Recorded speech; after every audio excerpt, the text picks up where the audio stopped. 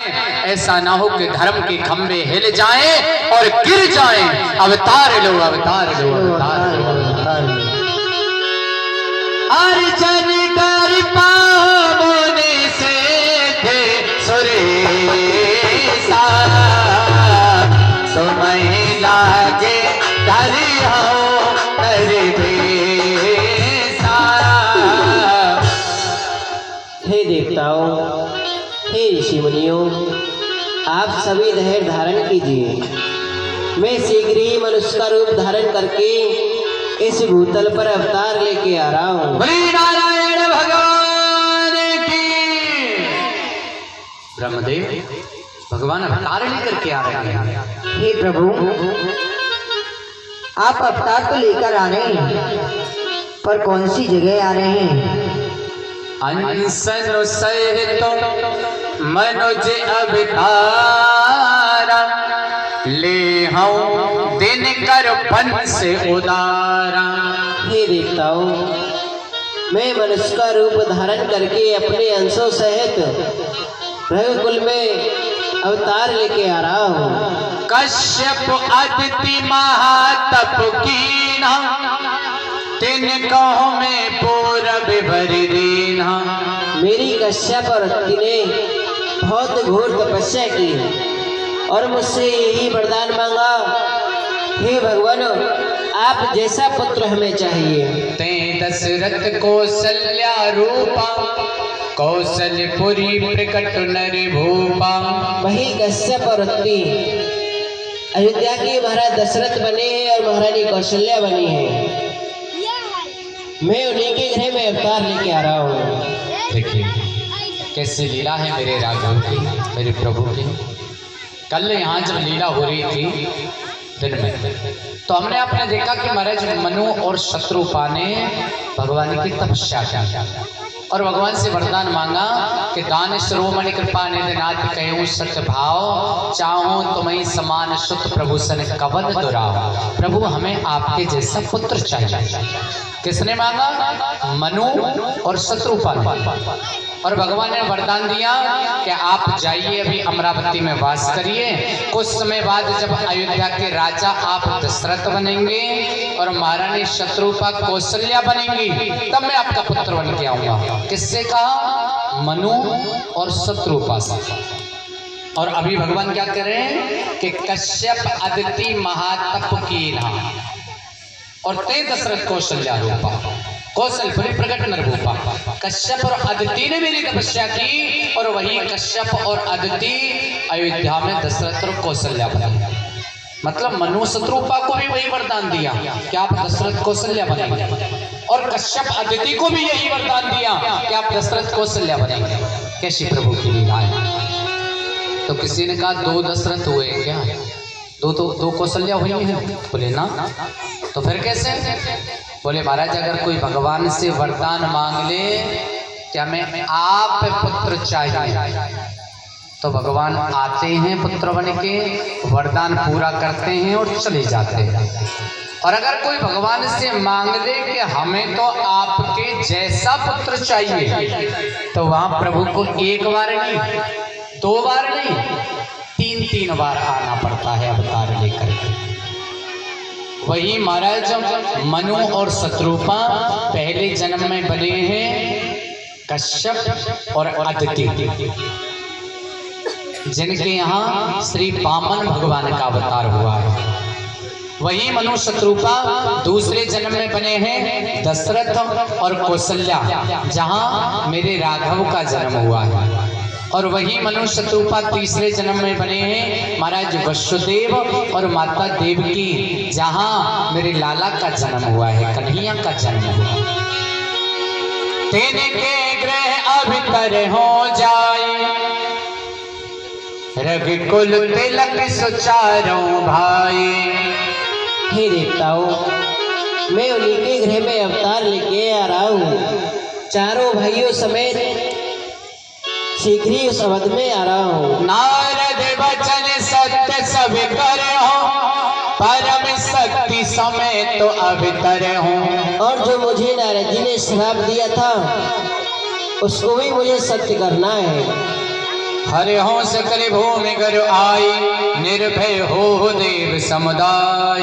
हे देवताओं, अब तुम सभी निर्भय हो जाइए, निर्डर हो जाइए। भक्तों, तुम निश्चिंत रहो, अब तुम्हें ना कोई भय होगा। ये धरती होगी रंगभूमि, धरनीधर का अभिनय होगा। सुन सकते नहीं कान मेरे, अत्यधिक पुकार अधीनों की। देखेगा शीघ्र दुष्ट मंडल, क्या प्रबल आए दीनों की।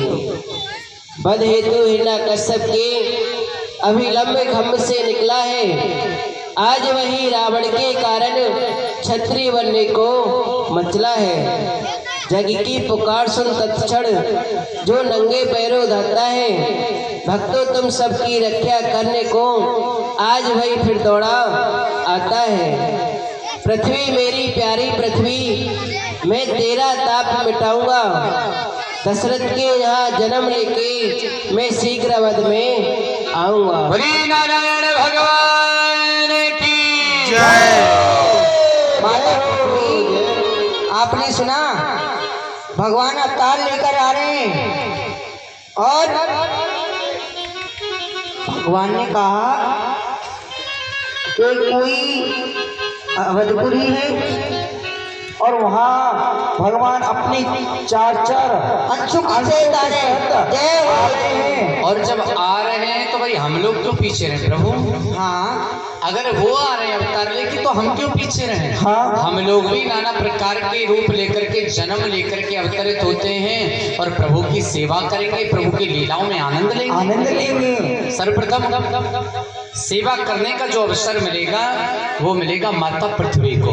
माता, आप अपने उदर से एक कन्या को जन्म दीजिए, जिसका विवाह प्रभु श्री राम के साथ में होगा, जिनका नाम माता जानकी होगा। बोली जानकी माता की। और दूसरा सेवा का अवसर मिलेगा श्री भोलेनाथ को। भगवान शंकर आपके 10 रुद्र अवतार हो चुके हैं। आप अपने अंश से 11वां रुद्र अवतार प्रकट करिए। जो भगवान का परम लाडला भक्त होगा, जो राम नाम का झंडा, राम नाम की पताका तीनों लोकों में फहराएगा, वीरों में वीर होगा, महानों में महान होगा, सबसे बड़ा बलवान होगा, जिसका के नाम हनुमान होगा। बोलिए हनुमान जी महाराज की। पुनः अवसर प्राप्त होगा देवराज इंद्र को। देवराज, आप अपने अंश से एक वानर को उत्पन्न करिए, जो भगवान का परम प्रिय मित्र होगा, सखा होगा, हर दुख सुख में प्रभु श्री राम का साथ देगा, जो बड़ा ही बलवान होगा, जिसका के नाम महाराज सुग्रीव होगा। बोलिए सुग्रीव महाराज की। और ब्रह्मदेव, आप तो सबसे ज्यादा भाग्यशाली हैं। आप अपने अंश से एक रीछ को उत्पन्न करिए, जो रामादल का सबसे बड़ा योद्धा होगा, जो कदम कदम पे दुनिया को प्रभु श्री राम सलाह देते हैं, मार्ग दिखाते हैं, लेकिन वो ऐसा होगा जो श्री राम को मार्ग दिखाने वाला होगा, बड़ा ही बलवान होगा, जिसका का नाम जामवंत होगा। बोलिए जामवंत जी महाराज की। त्रेता युग में आप प्रभु श्री राम की सेवा करेंगे और द्वापर युग में भगवान कृष्ण का जब अवतार होगा तो आपके जो अवतार होंगे जामवंत जी, जामवंत की पुत्री के साथ भगवान श्री कृष्ण का विवाह होगा। ये भी आपको सौभाग्य प्राप्त होगा। जय हो, जय हो। अब चलिए अयोध्या धाम की ओर चले।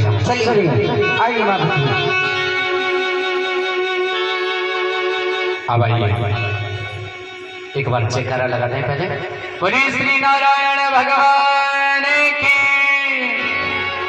अब आइए, यहाँ श्री नारायण भगवान की झांकी है। आप लोगों के लिए 5-7 मिनट का समय, जो भी मतलब भाई बंधु प्रभु के चरणों में अपनी शुभ कमाई में से दान को समर्पण करना चाहते हैं, ठाकुर जी के चरण स्पर्श करना चाहते हैं, आप लोग पधारेंगे। पुनः निवेदन रहेगा 4:30 बजे तक कार्यक्रम चलेगा। यहाँ आप लोग शांति से बैठ के दर्शन करेंगे। अभी मेरे राघव का जन्म होना है, प्रभु का जन्म दिवस मनाएंगे, बधाई उत्सव मनाएंगे, भगवान का नामकरण संस्कार होगा। बड़े आनंद की लीला है। यहाँ केवल 5-7 मिनट का समय, जो भी लोग आना चाहें आप लोग पधारेंगे। धन्यवाद। हमारे परम पूज्य व्यास जी महाराज ने आपको अवगत करा दिया। जिन भक्तों को आना है नियम अनुसार, हमने कल भी बताया, नियम से दिया हुआ दान बड़ा ही सार्थक दान माना गया है और बिना धन के धर्म भी नहीं है। तो आएंगे जोर जबरदस्ती मंच मंदिर से किया नहीं जा सकता, क्योंकि कर जोड़कर आग्रह निवेदन ही किया जा सकता है। आएंगे जो हमारे व्यास जी महाराज ने समय हमें दिया है उसका निर्वाह करते हुए चरण छूने के लिए तो ठाकुर जी के दरबार में आ ही सकते हैं। तो आएंगे थोड़ा थोड़ा दान लेकर के, जिनके पास नहीं है वो निवेदन करने आएंगे, लेकिन मंच मंदिर पे सभी आएंगे। किसी को विलंब नहीं करते हुए अवधि बिहारी सागरी